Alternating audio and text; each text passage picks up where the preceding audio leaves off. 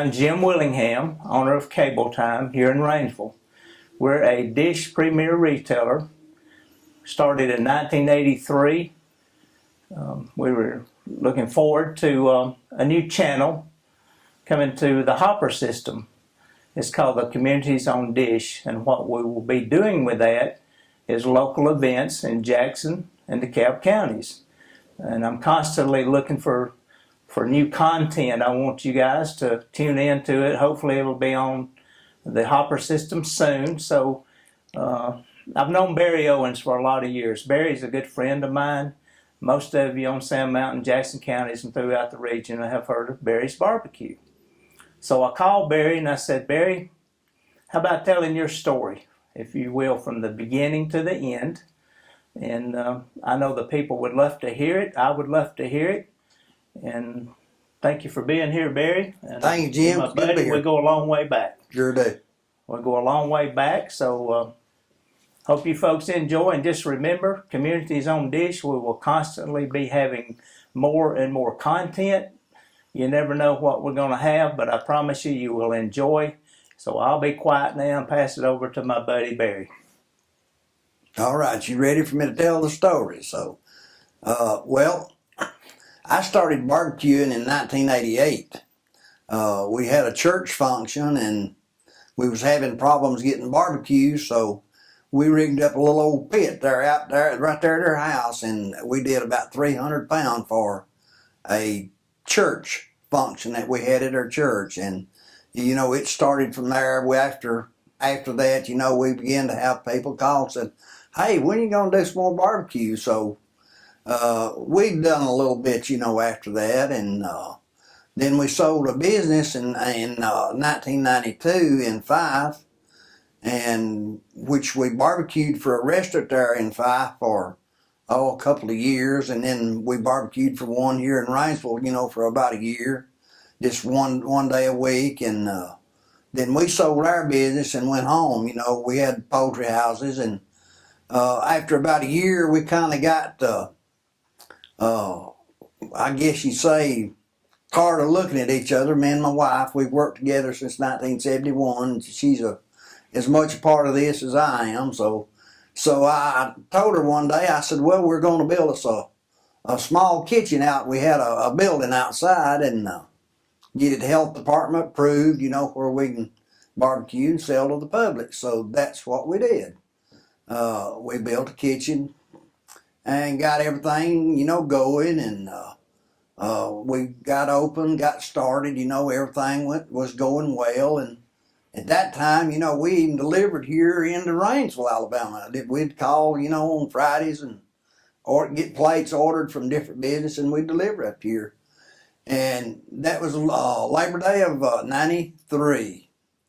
And, you know, the business went real good, you know, along with our poultry business that we had there at our farm. That was our main source of income.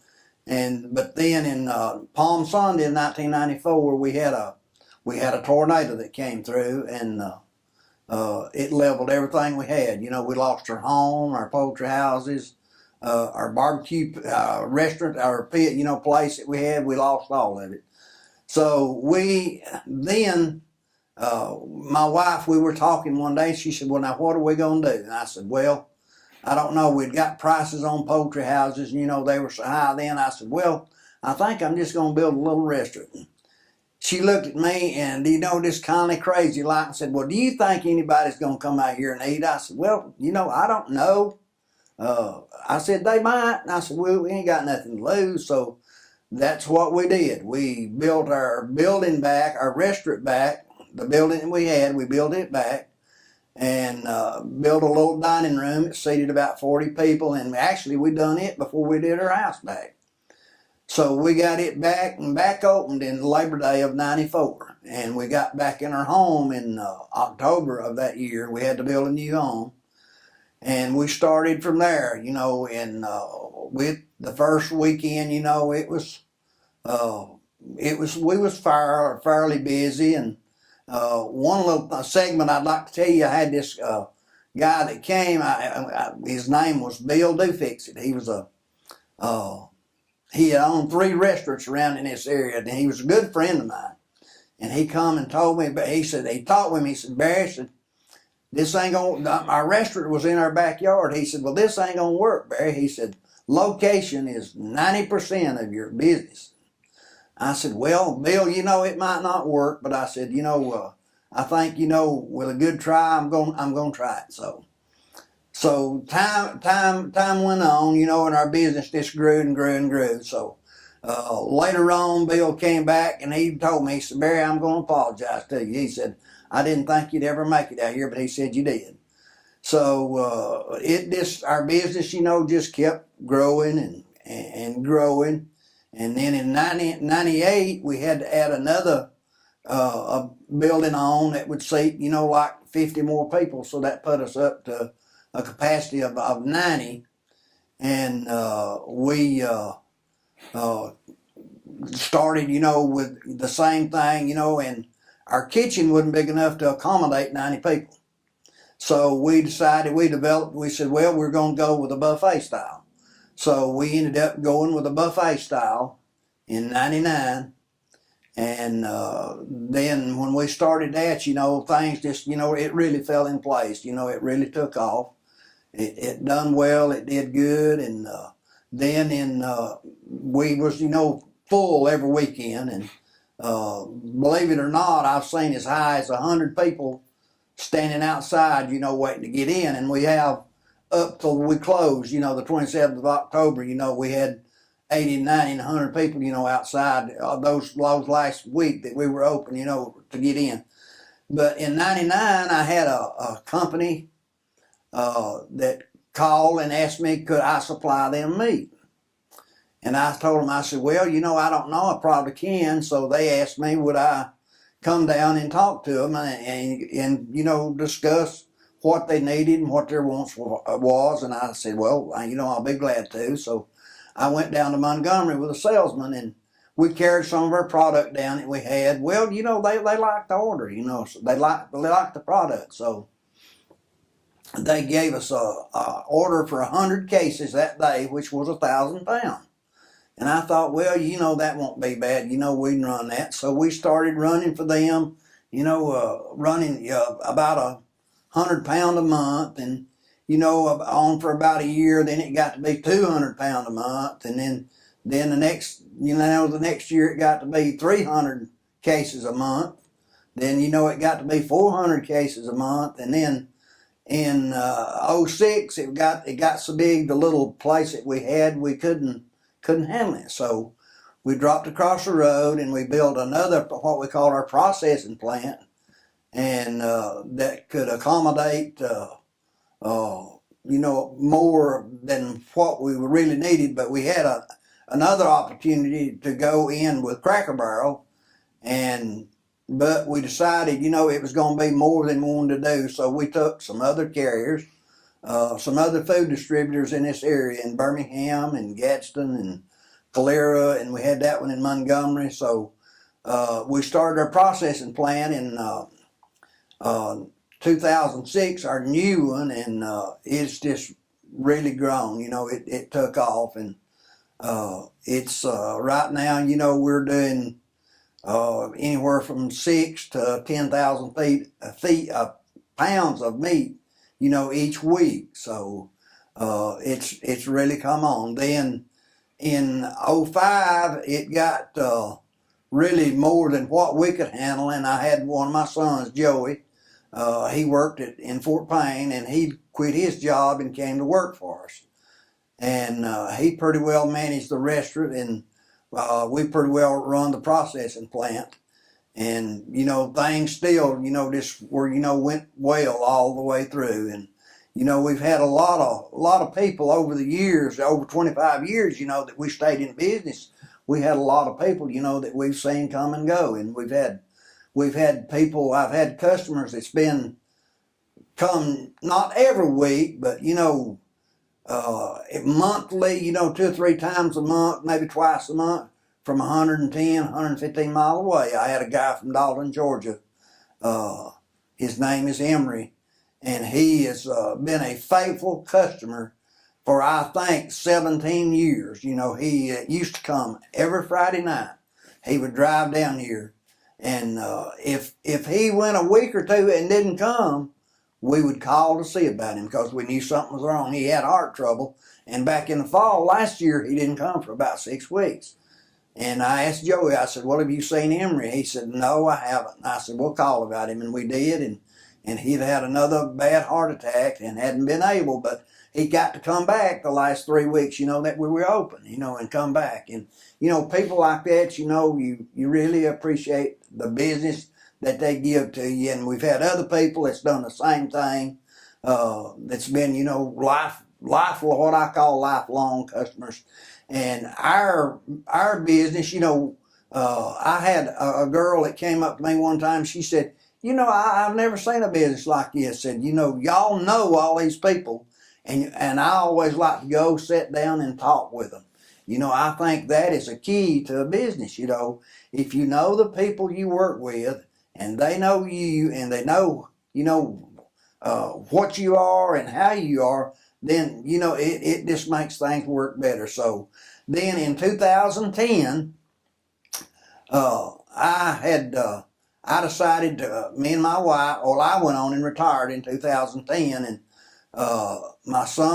both my sons came into the business, and they pretty well, they took the restaurant over and took the processing part over, and it's went well for them. They've done well. They've took on more carriers, and it's just got our wholesale had got, it had grown and got bigger and bigger, and which our restaurant was still doing good. The last week we were in business, and which we closed the restaurant in 2018, October the 27th, 2018. We had one of the everybody, we had let it out in July that we were going to close, permanently, which we did close, but there will be a new one opening. We did sell the name and sell the business, and it's going to Boaz, and it will be at 12475 Highway 431 in Sardis City, and it will be opening January the 4th. And we are kind of going to be a part of it, to help get the people started. The boy that's worked for me and cooked, for the last 20 years, he's going to work down there. So, basically everything's going to be the same. Everybody, they said, well, are they going to have the ice cream recipes? Or are they going to have this recipe? I said I sold everything to them, and I'm going to go down, and help them a couple of months, to get started. So it has been a good for us, for 25 years. It's a good business, and we've tried to help, things in our communities and things that we see needs for in our community. We have donated a lot to you, and I think that's, a good part of the business. If you do, if you help people and you donate to people, that, it's going to come back to you. But, through all this, the good Lord has been good to us. He has blessed us. He's blessed our business, and I give him all the thanks for it. There's so many things, if we had time, we could go back and, and tell. And one thing I would like to tell is this, if we have the time. We had kind of what we call a family restaurant. If you come to by yourself, you may have to sit with somebody, because we just put everybody together and we had a good time. We had this couple about 10 years ago that came, and they sat together and they got to talking about, back in World War II, there would be people walking up and down the roads, places, hunting places to live or going places, descendants.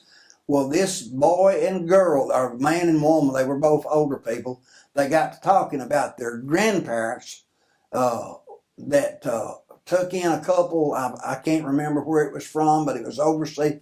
They took in a couple and let them stay a week with them. And this was around here local. I don't exactly remember where it was, but this couple stayed a week with them. And this had come in the United States, and they came walking by and asked the people, where, and the people invited them to stay. So these people stayed a week with them, and then they left, and later they wrote a letter back to these people, thanking them for what, they'd let them stay and all they'd done with them.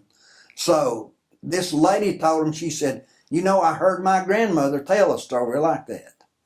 And so they met back there about 3 weeks later, and this lady had that letter that mother had wrote to those people. That was her grandmother that had took them in and took those people in. It took this lady's parents in and kept them. So however would you think about coincidences happening like that? They had it, they had the letter.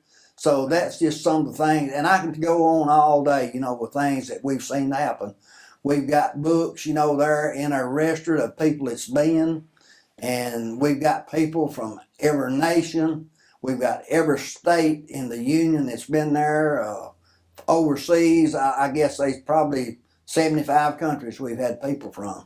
But that's basically the part of our story, you know, that I can tell. It's been good for us, and like I said, I've known Jimmy a long time, and we've just been real good friends, and I'm glad to be a part of this with Jimmy.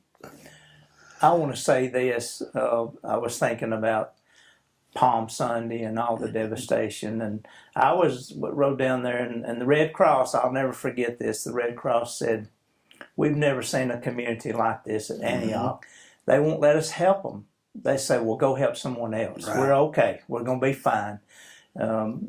Just don't take our time here. We're okay. Just going to help somebody else. So that's Antioch is just wonderful place right here on Sand Mountain. And buddy, I just want to tell you how much I love you and I appreciate you and your family and the history of Barry's Barbecue.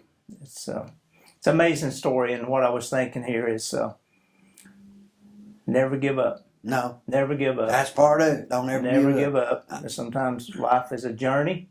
We never know what's over the hill or at the crossroads, but Mr. Barry Owens and his family is a good testimonial here of never give up. And well, Jimmy, another thing, you know, I'd like to say it at 48 years old when a tornado hit us, me and my wife started over. Exactly. I mean, yes, we lost our living, we lost our home, we lost our business. We had 5 cars. We only had 1 car that was drivable. Mm-hmm. So you can start over and go again. And we did. That's what we did. We started over. But, you know, and all I can say is this, the good Lord bless us. Keep the faith. Right. I'm Jim Willingham with Cable Time in Rainsville. And we're your local premier dish retailer. We appreciate your business. We've been here 35 years. And the biggest thing that we're excited about now is the new channel coming to the Hopper 3 system. It's going to be called the Community's Own Dish. And what it will carry is things we record from Cable Time, whether it's churches, sports, events. You'll see people you probably hadn't seen in years. We're going to mix this thing up so much you won't have a clue what you're going to see without going to the Hopper 3 system. Hit the remote and watch it. And it will be on your Hopper system soon, hopefully after the first of the year. Stay tuned in.